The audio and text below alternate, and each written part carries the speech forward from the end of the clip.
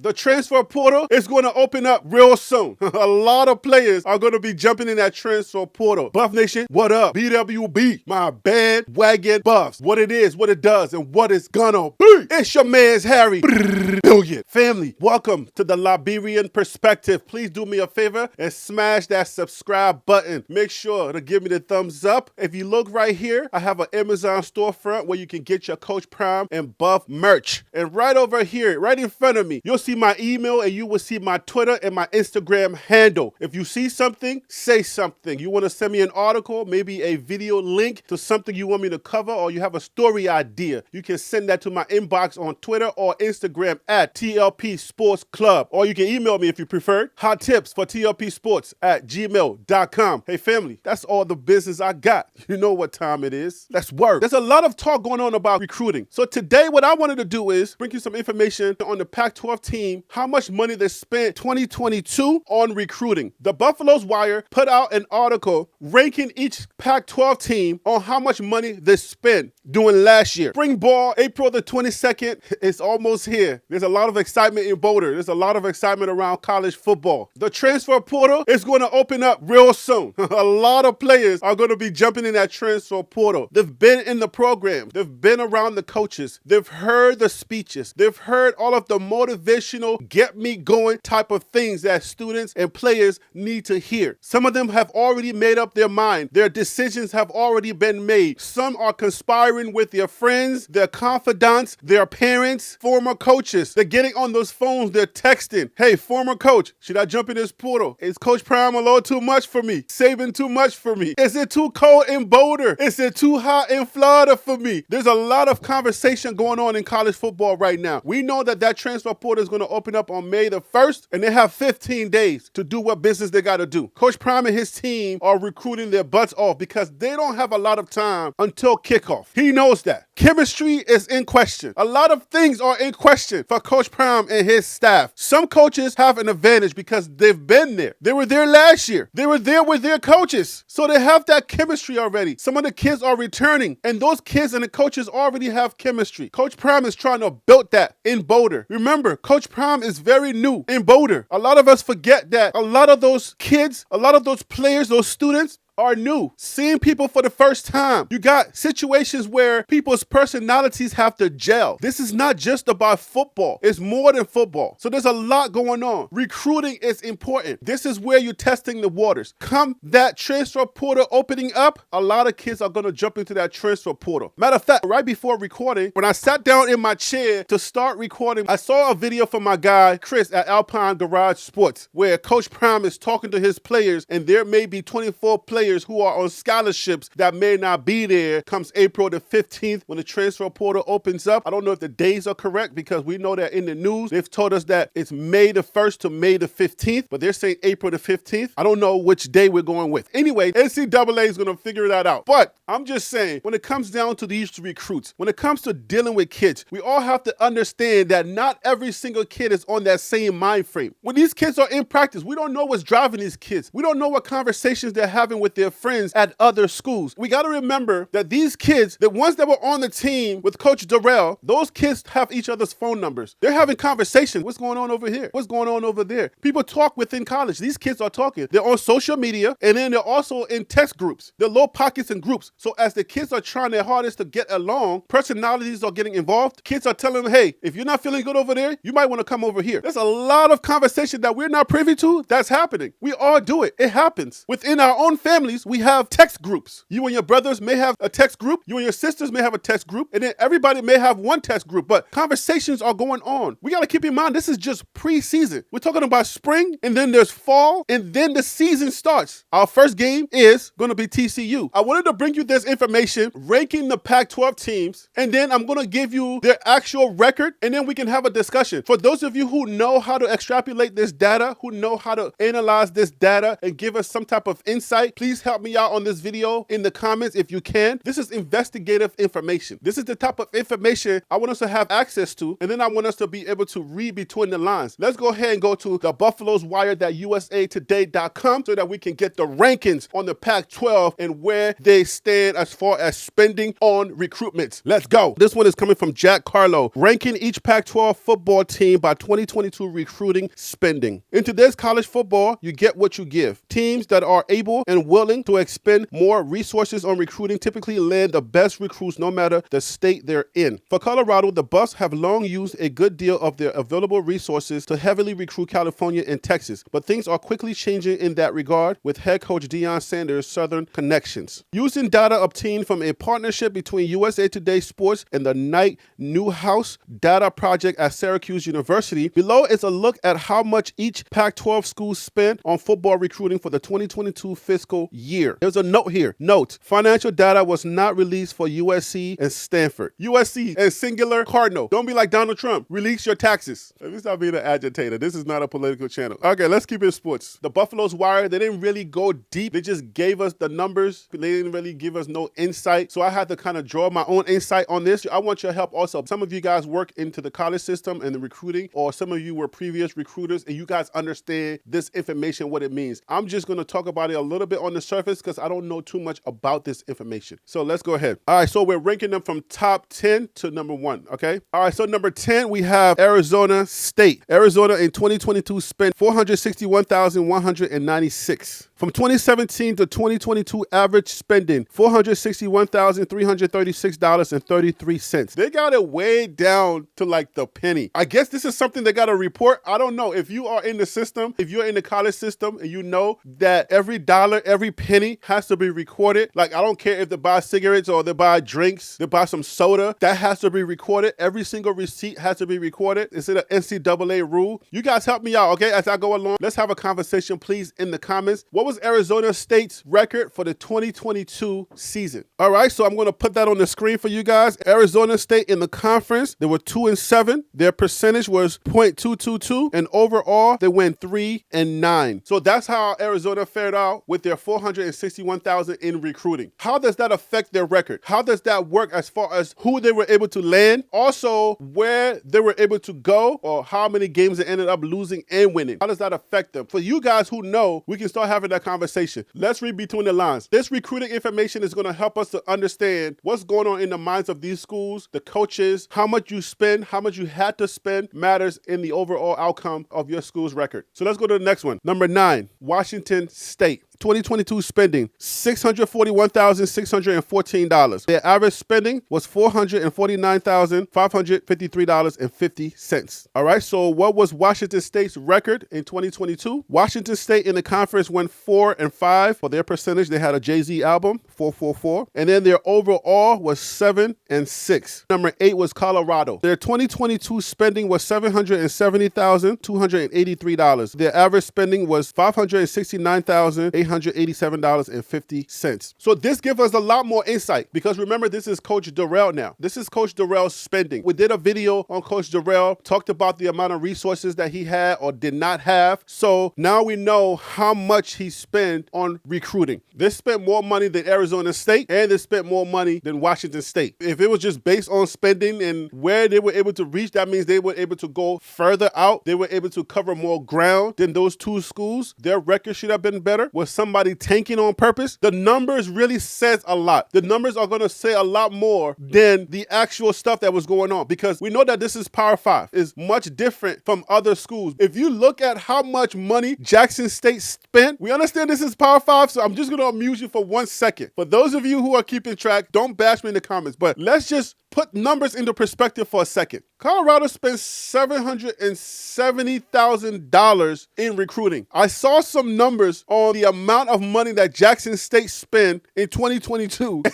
And And remember, Jackson State went undefeated. Of course, they lost in that Celebration Bowl, but I know that that's a lower level. I get it, okay? But what goes into the recruiting? A lot of us are going to be on the 22nd, right? We don't live in Boulder, so if you live in New York like me, you got to book the plane, somewhere to stay. You're going to have money for food. How many days you're going to be there? The hotels are charging you per night. All of that stuff has to be considered. When do you arrive? When do you leave? Is breakfast included? Lunch, dinner, all of those things. I know those basic amenities are included or part of recruiting, but what more is there? We're talking about the players. Like, what are they looking for? What do you have to do for them and their families? It's not just like, I'm going to come in to recruit, I'm going to stay in my hotel, go talk to them, and then I'm out. Are you bringing gifts? I didn't do the research on the requirements for recruiting and what you're able to and not able to do for these recruits. But do you give them a Rolex? Do you promise them certain things? I know that you got to verbally let them know whether you're going to give them a scholarship or not. That part I understand. But what else do you have to do? How much do those roses cost for auntie, uncle, mom, dad? Are you bringing him a sweatshirt? Are you bringing them merchandise? What are you doing? What goes into the recruiting that amounts to this amount of money? And then when you are at a Power 5, what are the differences that also goes into that? That's something to also talk about, because Power 5 recruiting is a whole lot different than HBCU recruiting or the lower level recruiting. You got Jackson State that's spending $22,000, $30,000 in recruiting. They're basically just going across the street and just asking anybody walking around like, hey, bro, can you play?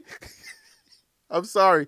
All right, I'm going to edit this part out. Maybe not. Where can you go with $10,000, $22,000? You basically just driving around asking people, hey, can you play? I know I'm making a joke, but you can't do much when you don't have much. You're going to have to make a lot of phone calls and figure things out when you don't have the money. Where does the money go? $770,000 is a lot of money. Maybe not at a Power 5. Maybe it equals out to $20,000 at HBCUs. Maybe not. You guys let me know. Let's move on. We got UCLA. Do I have to show you Colorado's record? We already know one. Let me amuse us. Put it up, Harry B. Colorado 1-8 in the conference. They were 1-1-1 percentage, 1-11 overall. Come on, guys. Like, just to be fair, we're doing it for everybody. Let's just do it. Okay. Moving on. Colorado was number 8. Number 7 is UCLA. UCLA 2022 spending, $899,099. Their average spending is $673,583. And what was UCLA's record? UCLA was 6-3 in the conference. They lost 3 games in the conference, and they were the devil. Not the Sun Devils, but they were 6-6 was their percentage. Overall, they were 9-4. That's a pretty good season. If we do 9-4 this year with Coach Prime, that would be a successful season for sure. Coming from 1-11, I can't wait to stop talking about that 1-11 and start talking about 9-4, 10-2, and any other number. I don't care. Just give me anything other than 1-11, please. I'm so tired of talking about this, especially if you read over data like we do to bring you guys these videos. You keep seeing 1-11, you get like, come on, already, please just stop talking about that already. The writers, they have to keep writing about it until they get new data. So we're not getting new data until way after the summertime. You're going to keep hearing about this 1-11. Unfortunately, that's just how this media stuff works. It would have been nice if I did some more extensive research into who were the players that they got with that numbers. Hey, listen, you guys watched the games last year. You guys saw all of these teams. If you are a college football person, who was their top recruit for each team that I'm talking about? Who was their quarterback? If they got a new quarterback, wide receivers, running back, the position players, the trenches guys, who were these players that they brought in that you know that you can say and you can add to this conversation in the comments? All right, so moving on to number 6, we got Oregon State, $1,008,117, $727,441.67. That was their average spending. All right, so what was Oregon State's record? Just like UCLA, they were 6-3, and their percentage was the devil at 666. Oh, you guys are going to have a lot of fun with that one. Overall, they were 10-3. My goodness. If we go 10-3, boy. Okay, so while I'm recording this video about the recruit spending, I use my phone to read the information for the most part. I get a Twitter notification that Tony Casola retweeted this. He says, another big body in the trenches for the Buffaloes. I'll put that on the screen for y'all. It says committed Jack Bailey. You guys get a recruit tracker in this one as well. According to Barstool's Colorado, it says Kent State O-line Jack Bailey is transferring to Colorado. He started at guard for Kent State University the past 2 years. We're taking a break from our spending video to bring you a little bit of recruiting information. I had a concern about our trenches. And some people were like, dude, do your homework, da-da-da-da-da. Like, I'm telling you, I do my homework on this channel. If you're reading between the lines, what does it really mean or say that Sean Lewis still recruiting for the trenches? Doesn't that mean that there is a concern? Because if there's no concern at all, then we wouldn't be worried about those trenches. But if there is a concern, if there's still a question about those guys that are in the trenches, whether they're big enough, whether they're fast enough, whether they want it enough, if Sean Lewis is still going out talking to Coach Prime and saying, hey, bro, I need more guys in the trenches. Because you know how this stuff works, right? Each coach is responsible for bringing in a report. When you go to the coaches meeting, Coach Sanders, Coach Prime is going to say, hey, listen, what are issues you're having? What do you need? What do you need? Hey, you coach, you linebackers coach, you OC, what do you need? Sean Lewis is now going to bring in his report and says, I need some bigger bodies in the trenches. We know that they probably record everything, but they decide what to put out there for us to see. I'm sure either Rick George, Coach Prime, whatever decisions that they're making on what to show us and what to give away, you can't give away certain type of information. When you do see the conversation that they put out for us to see, we can read between the lines about what's going on in those meetings. Coaches, what are you seeing? Let me know what you're seeing. Let me know what you're lacking. Let me know what are some of the things that you're seeing that we need to put into place to make sure that this thing works. How are relationships working? Who's getting along? Who's not getting along? Where can we fix certain things? The things that we don't see, those of us who can read between the lines, when the conversations that we do see, when we start seeing Coach getting angry, when we start seeing him saying, hey, listen, 24 of you guys who are here on scholarships, I don't want to have to eat that scholarship, but I don't want to put up no BS. I don't want to put no BS on the field. I'm not going to keep you just for the sake of keeping you. Your scholarship, these guys can be replaced. We read between the lines about the type of conversations that they're having behind the scenes, the conversations that we don't get to see. I would say this guy validates the concern that I had and the concern that a lot of us had when it comes to the trenches. They're still recruiting overall. They're still bringing in people. But you got to keep in mind that Kent State is where Sean Lewis was the head coach. They already brought a big guy over from Kent State that they were hoping that he would jump into that transfer portal so that we can get him. And then now they're getting another guard from Kent State for the trenches. That on a small scale validates the concern that myself and other people had in this community. I just wanted to make that point. I'm not seeking no validation or trying to say, oh, look at me, I made a good point or I picked something out. That's not what I'm doing. I'm just trying to let everybody know that you can look at the data, be objective about the data. We love this team. We love Coach Prime, but we got to be not delusional. We got to see what it is for sure. If you are a football person, look at the data. We're not going to fall asleep on the wheel. We're not going to just be like so googly-eyed that we're not going to look at what's real for real for real. I want to make sure I'm bringing solid data. That's another one. So let's move on. So number 5 is Cal. Cal spending $1,041,868. Their average was $619,171. And what was their record? In the conference, they only won 2 games. They lost 7. They were 2-2-2. And overall, they went 4-8.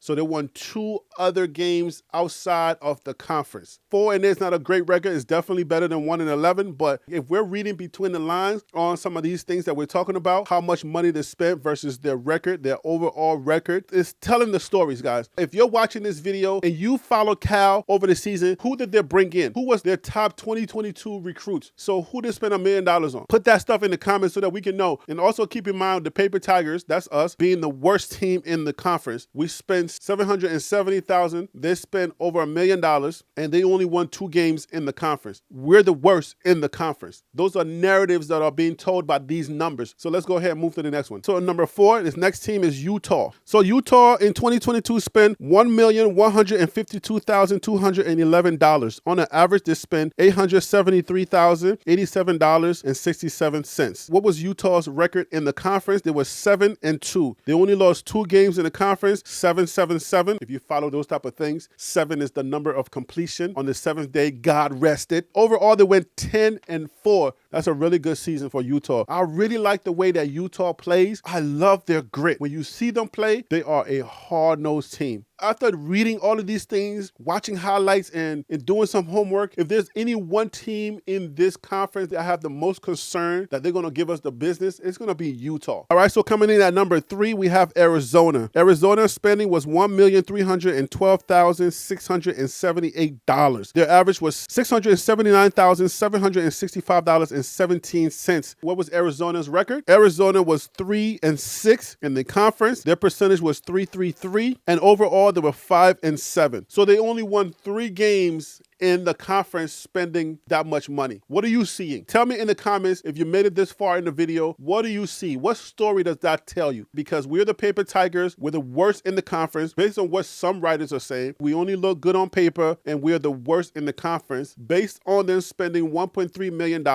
It can say that we do have a really tough conference. Can't downplay the Pac-12 conference, even though the Pac-12 has not won any national championships in football in recent years. But Pac-12 is not a pushover conference either. People want to downplay Pac-12 now because Coach Prime is here and he's eating everybody's lunch in the preseason. So now everybody wants to downplay Pac-12. Pac-12 is nothing. You know what I'm saying? It's so weird on how things happen. You get somebody you don't like and all of a sudden you start downplaying them. The girl don't like you no more. So all of a sudden she ugly, but you were fawning all over her before she was the prettiest thing. You know, it's so weird. It's so weird how people think. Anyway, what stories are you guys hearing or extrapolating from these numbers? Tell me in the comments. All right, so number 2, Washington. Washington spent $1,464,753. Their average was $733,139.50. What was Washington's record? Washington won 7 games in the conference, lost 2. They came in at a perfect number, 777, that God number. And overall, they went 11-2. You win 11-2, that is a great season. Will you say 11-2 was that money well spent? Who did they have before? Who was their quarterback, running back, wide receivers, their skill positions, their trenches? Who was here before? Who did they bring in? Did they bring in any new guys that made impact? For you guys that know that stuff, you can share that with us in the comments. Who was the last team? All right, the last team, guys, is Oregon. Oregon Ducks, the Quacks. Did you guys watch the video where I talked to you about how each team in the Pac-12 got their mascot? You guys know how they got the duck to be their mascot? The AD at Oregon, Walt Disney was his guy, was his friend. He made a phone call. He was like, yo, Walt Disney, man, I need that mascot. Can we hold that? They had a handshake and they sealed the deal. And that's how they got their mascot. How much did they spend? Coming in at number 1, $1,836,865. Their average spending was $1,027,045.33. That's a lot of money. So what's their record? Oregon won 7 games in the conference, lost 2. They had a perfect number, 777, and they went 10-3 overall in college football of 2022 season. Somebody say, if you want to know the truth, follow the numbers. So you got to follow these numbers. What are the numbers saying to you guys out there? It was a safe bet to say Paper Tigers. He's going to be like a politician. You know which words to use so that later on when something happens or when something changes, you know how to flip it. Where I said Paper Tigers because I said you guys look really good on paper. You guys are one of the best looking teams on paper, but you hadn't proved anything. That's why I said you were the worst. But I know that you guys look really good on paper. That's why I called you the Paper Tigers. That ain't going to pass the smell test. When we start winning, he's going to go back to his paper and start writing, and he's going to start saying, I knew they were really good. I knew that they could do it. He's going to start waxing poetic about how he said they look really good, and now they're proving it on the field. You can't win for losing, bruh. He's going to change it all up. But anyways, guys, let me know what you think about those numbers. What stories are you hearing, reading between the lines, what you think that information means to these Paper Tigers. I'm Harry B. That right there was the Liberian Perspective. TLP Sports Club.